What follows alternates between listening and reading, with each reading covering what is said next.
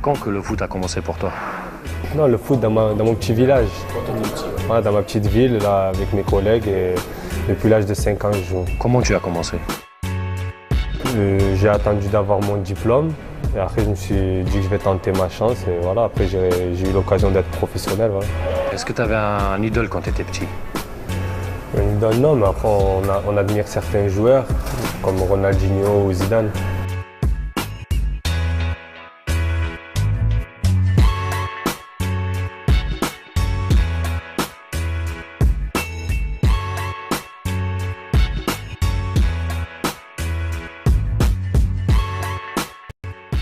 Sans passer par centre de formation, tu as commencé à jouer au foot. Comment ça s'est passé? J'ai fait une grosse saison en amateur et un entraîneur qui m'avait déjà remarqué avant, il m'a donné ma chance pour signer professionnel avec lui en Ligue 2.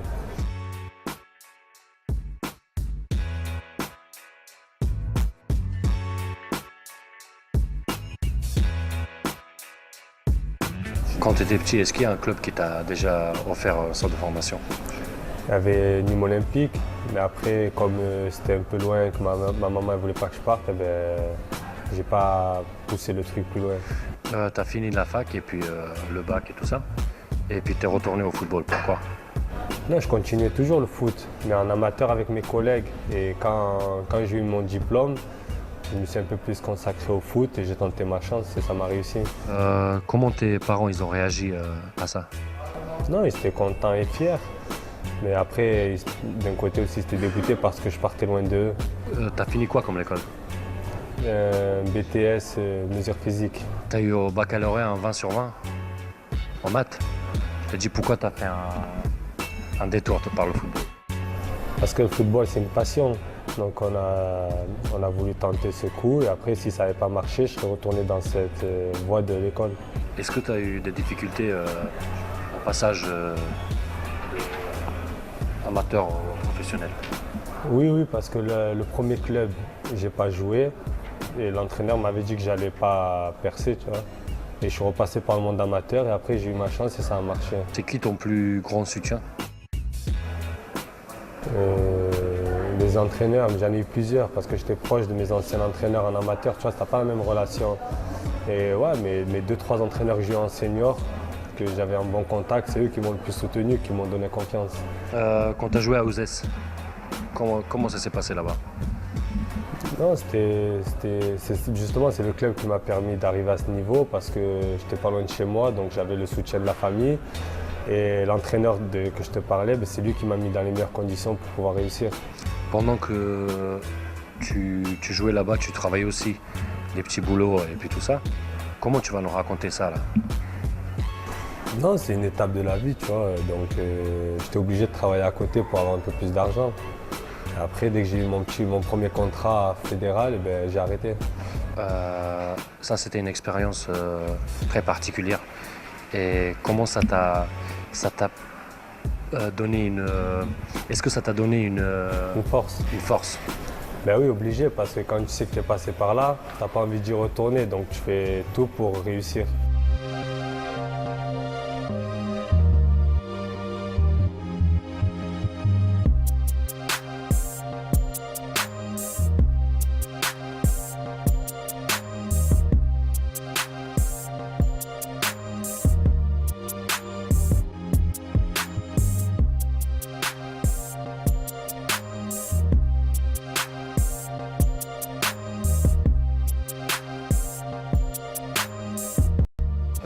Quand tu es parti à Istres, tu n'as pas joué beaucoup. Pourquoi?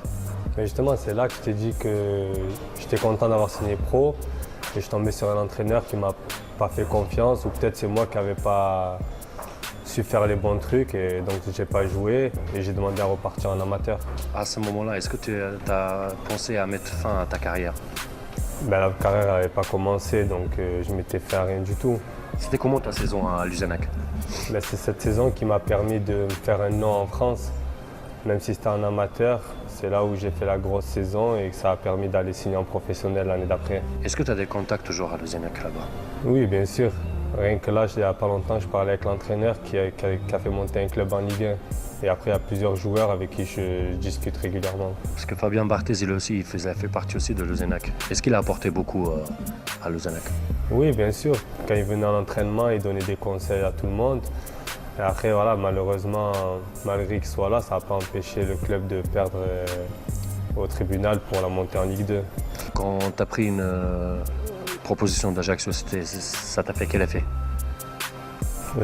Pas plus pas plus. J'étais content parce que j'allais jouer en professionnel, mais j'étais dégoûté parce que Luznac était au tribunal et qu'ils allaient disparaître. Ton premier but avec Ajaccio, c'est contre Dijon. Ouais. Ça t'a fait quel effet? J'étais content, en plus c'était un beau but.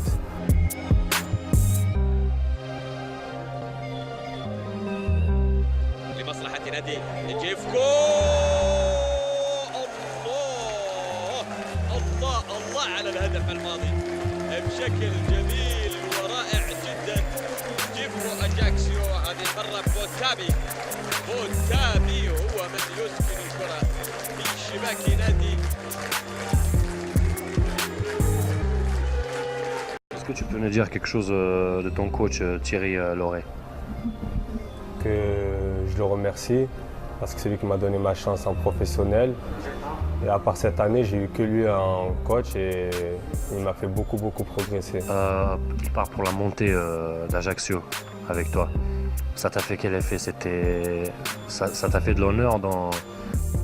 Ouais, bien sûr, parce que tu fais monter un club qui n'a jamais connu ça et quand tu vois les gens qui pleurent dans tes bras, tu peux être que fier de toi. Est-ce que tu peux nous raconter ton premier but en Ligue 1 contre Reims? Ah ouais, je fais un pressing et le gars il dégage et Kader Mangane lui aussi renvoie la balle et je pars à la limite du hors-jeu et je marque sur un face-à-face. Et quand le coach Hervé Renard il t'a appelé pour la sélection, c'était quel effet? J'y croyais pas. Et après, quand j'ai réalisé, j'étais content et fier parce que je voyais tout mon entourage être heureux pour moi. Donc ouais, ça se décrit même pas. En fait. C'est quand que tu as appris que tu allais en sélection? Tu étais où? J'étais à Ajaccio, c'était mardi, j'ai reçu la convocation. Mais le gars, il était venu me voir pour jouer le match avant. Pour toi, ça veut dire quoi l'équipe nationale? C'est une équipe que tu supportes, c'est l'équipe du peuple. Et voilà. Quand Thierry il est venu à Strasbourg, il t'a fait une offre. Et ça t'a fait quoi c'était quoi la raison d'accepter l'offre? Je devais venir en Turquie à la base et l'offre elle mettait du temps à arriver. Et quand j'ai regardé ce que j'avais concrètement, c'était la meilleure offre qui pouvait me permettre de continuer dans l'équipe nationale et de progresser. Est-ce que tu peux nous dire quelque chose sur tes journées à Strasbourg? C'était une année fantastique. Quand tu vois tous les buts que j'ai marqués, la montée en Ligue 1, et ça m'a permis d'aller à la CAN avec le Maroc. اللحظات الأخيرة نلعب الدقيقة 90.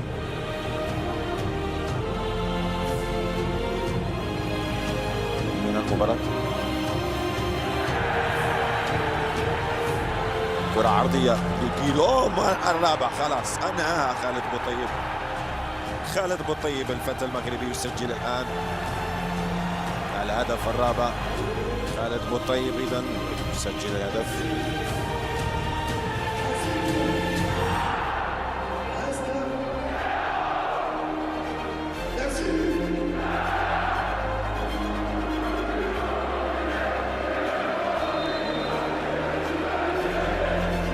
Changement d'identité, merci de revenir. La sortie du double moteur.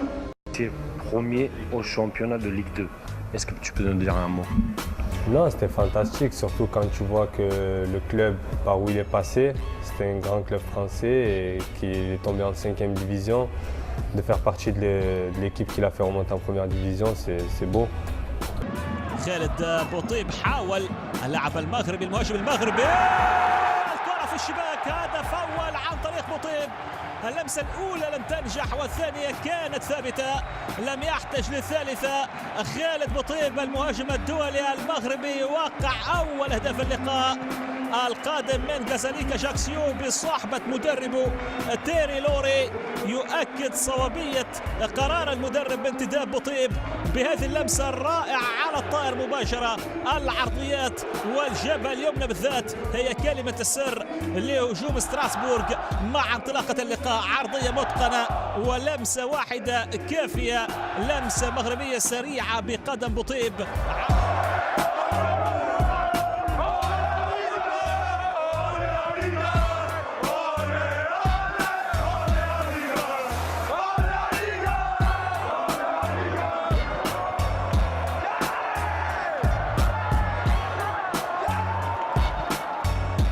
Ouais, parce que je suis épanoui ici, je me sens bien, j'ai la confiance du coach, du club et de mes partenaires, c'est ça le plus important. Et voilà, et c'est grâce à eux qu'ils essaient de me mettre dans les meilleures conditions pour que j'ai ce niveau de jeu et tous ces buts marqués. Oui, bien sûr, la Ligue 1, tout le monde connaît, c'est le top niveau ici. Et tu joues contre des très très grands joueurs, même si ici en Ligue 2 il y a des très bons joueurs, mais après voilà, c'est la Ligue 1, il n'y a pas de comparaison en France. Et tout joueur qui fait du foot à ce niveau-là veut se confronter à ce genre de joueurs et ce genre d'équipe et ambiance tous les week-ends. Oui, il marche sur le ballon, Endoy, dommage pour les Strasbourgeois, mais c'est récupéré par Grimm intelligemment avec Anthony Gonçalves qui va centrer la tête et Khalid Boutaïb qui marque son premier but cette saison avec Strasbourg et Strasbourg mène 1-0. Nickel, pas de faute de Boutaïb, Boutaïb dans la surface, il va centrer pour Sako, ce ballon finalement qui revient dans les pieds de Boutaïb, la frappe de Boutaïb et pas de position de hors-jeu et le doublé pour Khalid Boutaïb, 2-0 désormais pour Strasbourg. Contrôle pied droit d'Anthony Gonçalves qui va centrer directement Bocan et la tête de Boutaïb pour un triplé. 3-0 désormais pour le Racing Club de Strasbourg. Quand vous avez gagné le championnat, tu aurais pu rester et jouer en Ligue 1. Quel était ton choix de ne pas rester là-bas? Ouais, il y a plusieurs choix. C'est parce que je voulais faire une aventure à l'étranger. Et voilà, je voulais découvrir autre chose. Et après, j'ai trouvé ici tout ce que je cherchais. En général, est-ce que tu as reçu d'autres propositions à part Malatyaspor? Oui, j'ai reçu. Mais après, quand tu vois comment Malatya m'a montré son intérêt, tu vois, tu peux venir que ici. Quelle était la raison de choisir Malatyaspor? Quand tu vois que c'est le Ramadan et que tu as le vice-président avec le conseiller du président qui se réveille à 4 h du matin pour faire un FaceTime, ça prouve qu'ils te veulent vraiment, tu vois.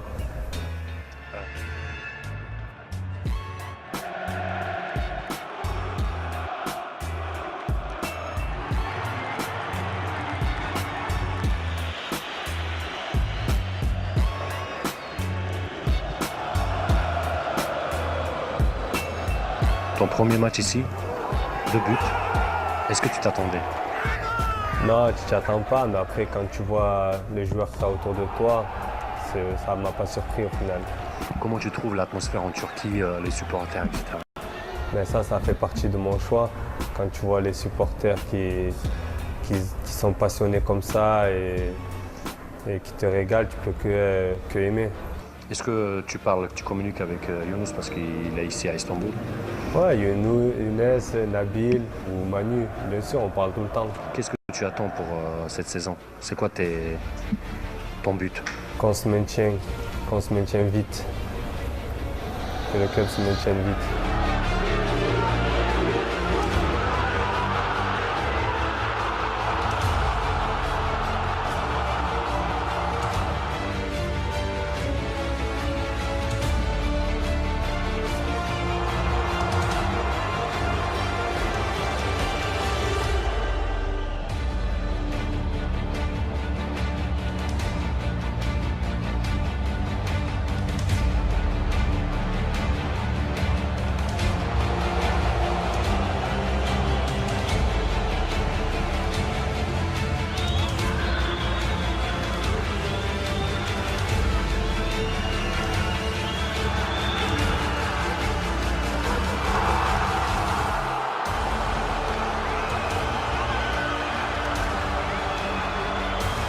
Est-ce que tu as un but Tu as un but comme pour être meilleur buteur du championnat Non, ou... pas du tout. Pas du tout. Moi, mon objectif quand j'ai signé, c'était pour maintenir le club et le faire grandir. Tu es un des joueurs les plus recherchés. Est-ce que tu penses que... Est-ce que tu as le sentiment que c'est un joli rêve? Bien sûr, c'est un sentiment. Depuis que j'ai signé pro, c'est un rêve et je le vis tranquillement. Dans les pieds de Khalid Boutaïb qui s'élance, le contre-pied parfait. Un but partout entre le Racing Club de Strasbourg et le Nîmes Olympique. But signé Boutaïb. Ça peut fait par Fournier encore, récupération d'Olira qui va chercher à centrer, il est bon. Et de 6 pour Boutaïb. L'accélération de Liénard. Avec ce centre. Et parfait pour Ali Boutaïb, l'ouverture du score strasbourgeoise. Tout était parfait dans cette action et peut-être un peu contre le cours du jeu. Est-ce que tu te rappelles de ta première sélection et tes sentiments sur ta première sélection? Oui, je me rappelle. Qualif pour la CAN au Cap-Vert. Je suis rentré pour une demi-heure et voilà, j'étais le plus heureux.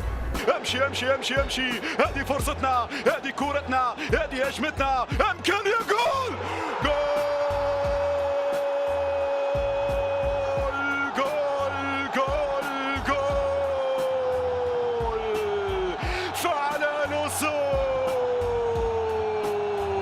سجل الاسود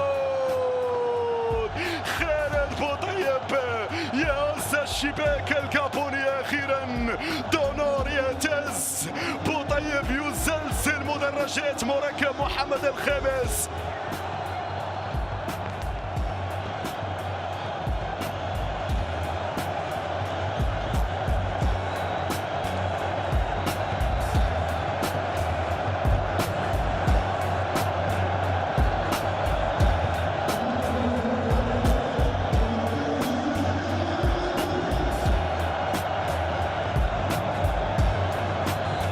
تكسير مصيدة التسلل هذا هو حكيم يلعب لبوصوفا بوصوفا جول جول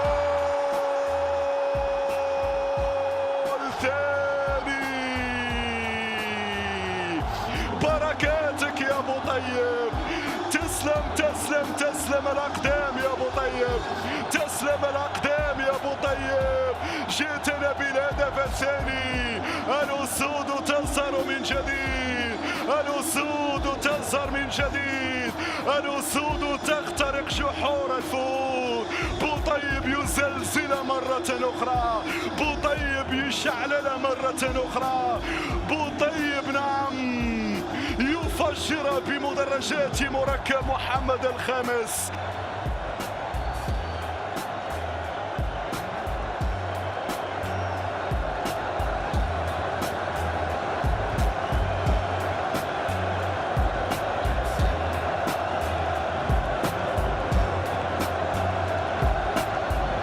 لفائدة المنتخب الجابوني جول جول جول جول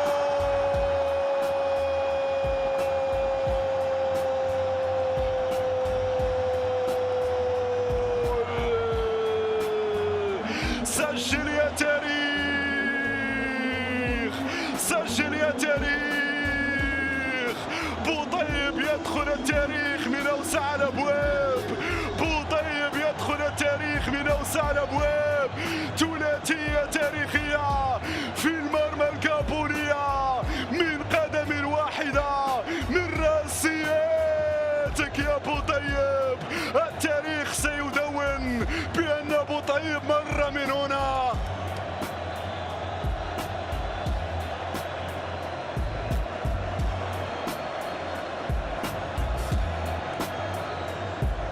Là, le dernier match, ça va être un match de finale contre la Côte d'Ivoire. Qu'est-ce que tu penses de ce match-là? Non, c'est un match qui va être très important. Ça va être le plus gros match de ces 20 dernières années, je pense, pour le Maroc. Et voilà, mais pour l'instant, je suis là, j'ai des matchs importants avec le club. Je vais penser à ça quand je vais partir là-bas, Inch'Allah. Est-ce que tu as une pression sur toi?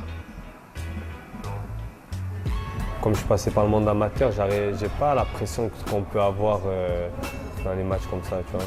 Il dit qu'au début que les Marocains ils t'ont pas très bien accepté et puis que tu sois devenu pro à 25 ans, etc. Et d'un coup, quand tu as mis les 3 buts, tu es devenu un héros national pour eux tous.